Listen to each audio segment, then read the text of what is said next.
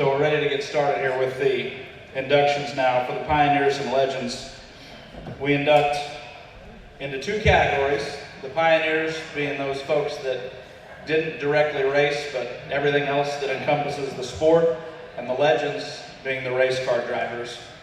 Every inductee gets a chance to give a speech, and they also have one or more individuals that give them their introduction and share some stories as well. So if this is your first time here, that's a little bit about how the program will work. We'll go back and forth between the pioneers and the legends all the way through the 10 inductees that you see on the stage with us here tonight.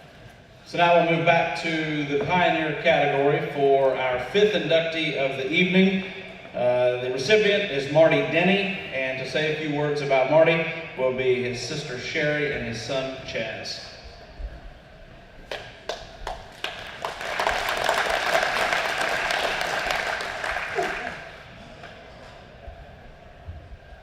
Hello, my name is Sherry Denney, and I am the proud sister of Marty Denney. I am honored that he was named Ozark Area Racing Pioneer this year. He's a man of few words, so his son and I are speaking on his behalf, and you'll hear from Chaz in just a moment.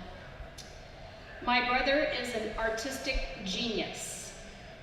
Those of you who know him have marveled at his talents for years. Those of you who do not know him, he is the artist behind the cars, the signs, the t-shirts, and anything else on display related to his skills with a paintbrush and marker. He has been completely devoted to the Ozark Area Racing Organization over the years and is so deserving of this honor. I want to extend a sincere thank you to you from my family, and especially from Marty, for recognizing his devotion. In addition to his artistic talents, he has had a lifetime passion for cars and for racing.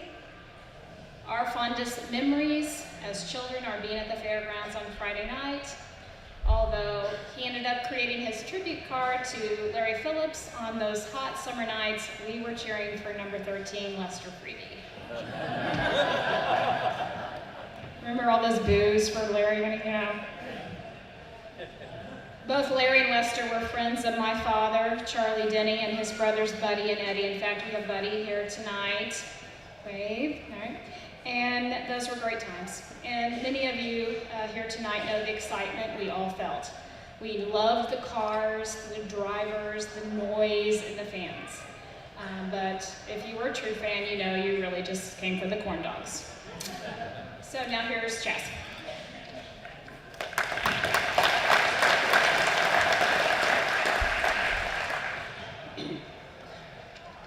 Thanks everyone for coming out tonight, and congratulations to the inductees of 2019. My dad's pretty shy, and so am I, so I'd like to speak for both of us here. I don't really remember a time before the Racers Reunion was part of my life. A lot of you guys saw me grow up around here. When my dad called me earlier this year to tell me that he was inducted, I wasn't surprised, at least not nearly as surprised as he was. Dad's been painting race cars, helmets, doing t-shirt designs, painting signs for all the local racing scenes since long before I was ever thought of. He's done artwork for Springfield Raceway, Bolivar Speedway, Lebanon I-44 Speedway, Midway, Monette, Lucas Oil Speedway, the Cash Money Dirt Late Model Series, countless drivers, race cars, t-shirt designs for them. His work can be seen all over the local racing community, including here tonight. Auto racing has been part of Dad's life since he was a kid. He grew up at Horton Smith Golf Course, where my grandpa Charlie was the greenskeeper. Lester Freebie would come out and help out from time to time and was a close family friend. On weekends, Dad and Grandpa and my Uncle Buddy would go out and see Lester race and cheer him on, and that's where it all got started. Dad painted his first race car at a pretty young age, probably 8, and that race car was a Hot Wheel. Before long, he had a Hot Wheels painted for all the cars he saw at the Fairgrounds Speedway, and if somebody showed up with a new car, you could guarantee there was going to be a new Hot Wheel painted that week. And according to the stories from my dad and my aunt, they would spend a lot of time on weekends at my great-grandma's house, and she had a big round rug, the type with the big woven tracks in it. And the outside ring of that rug was the perfect size racetrack for Hot Wheels. And apparently that track was pretty dangerous. So dangerous that a young Marty Denney traded his favorite toy, a little Corky Batmobile from the TV show, to a kid at school for an ambulance for the racetrack. That Corky Batmobile goes for about $300 today. But hey, you can't run a racetrack without an ambulance. And if you've ever been to Dad's house, you know he never stopped painting Hot Wheels. He just got a lot better at that. Once Dad was old enough to drive, he never missed races at the fairgrounds. The impact that place had on his life can still be seen today. His street car is a replica of Larry Phillips's car. And that is his daily driver. You know, if it's not raining, that's what he takes out. Let's see here.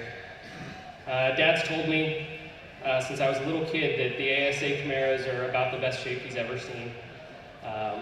When I was a kid, he got the idea to build one for the road. We found a Camaro here in town that needed some work and bought it and got started.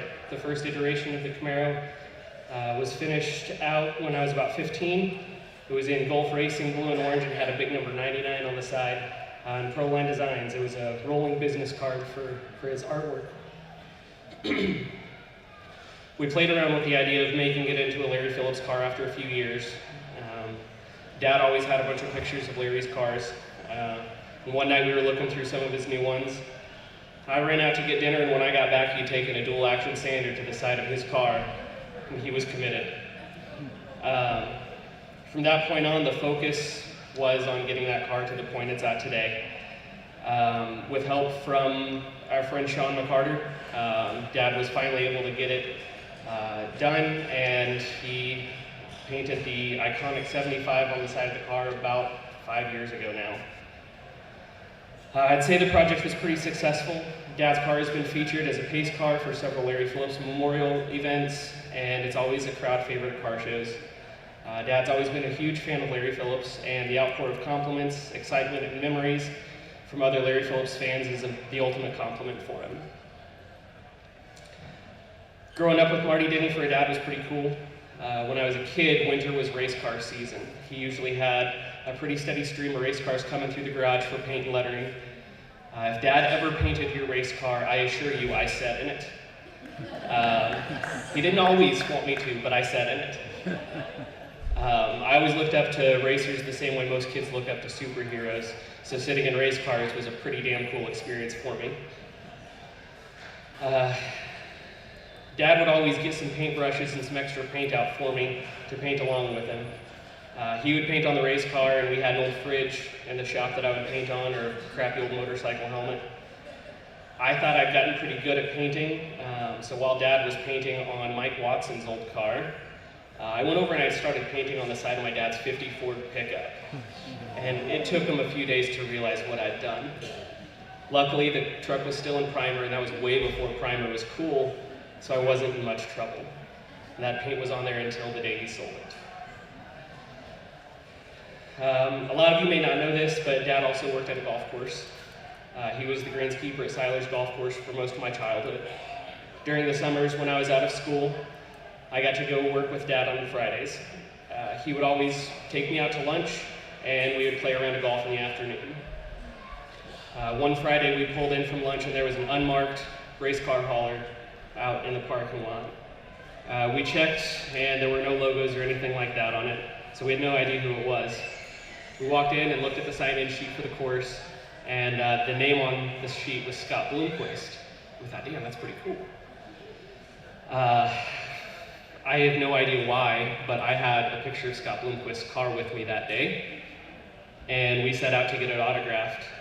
And we rolled up on a group that was about far enough into the course to be the group that had signed in, and got there and realized that it was Terry Phillips and that he had used Scott Bloomquist's autograph, or Scott Bloomquist's name.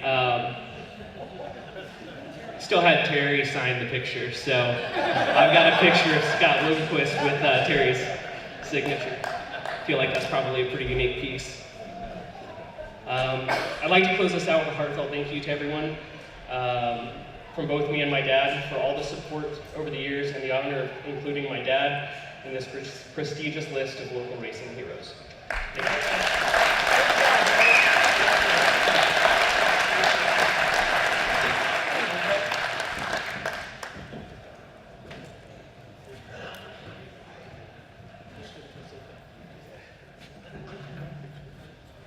Thank you very much.